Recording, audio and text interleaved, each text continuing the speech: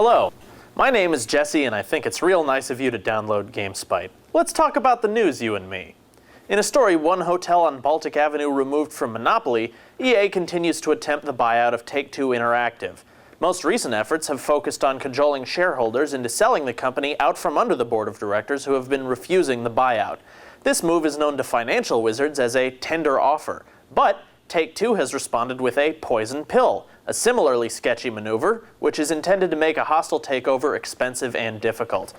Honestly, when you have a story that starts with a tender offer and moves on to a poison pill, you're usually talking about date rape, but conveniently that kind of sums up how gamers seem to feel about IPs like GTA and BioShock falling into the hands of EA. Speaking of uncomfortable adult situations in gaming, the UK's Dr. Tanya Byron has finally released her long-awaited report on video games, the internet, and the very precious children who are our future.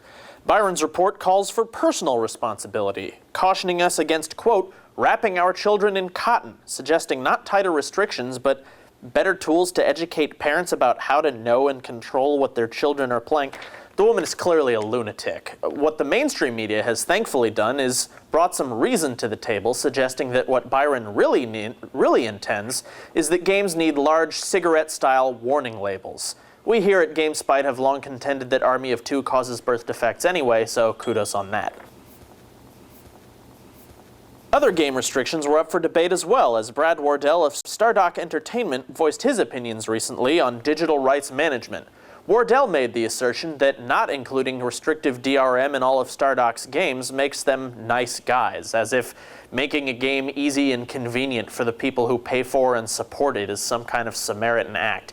If a game that I bought needs to ensure that I'm not a criminal by constantly monitoring my DVD drive without my knowledge, and whose forced online registration will totally invalidate the software when the game is unsupported a few years later, that just means they care.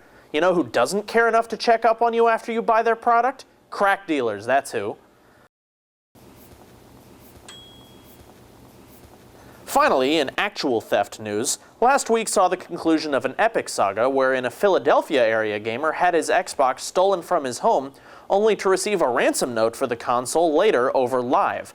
Now, using a Live account to send a ransom note, which is necessarily tied to your personal info, may be a fatal move, but the police were a little preoccupied with Take Your Apathy to Work Day, so the crime fell into the hands of that famed superhero, the Internet. Noble, upstanding citizens everywhere undertook a campaign of shame, harassing the criminal at his home, through his family, at school, and through all of his online haunts, until finally he was shamed and intimidated into sheepishly leaving the console on its owner's doorstep, like a bassinet full of kittens that also plays Halo.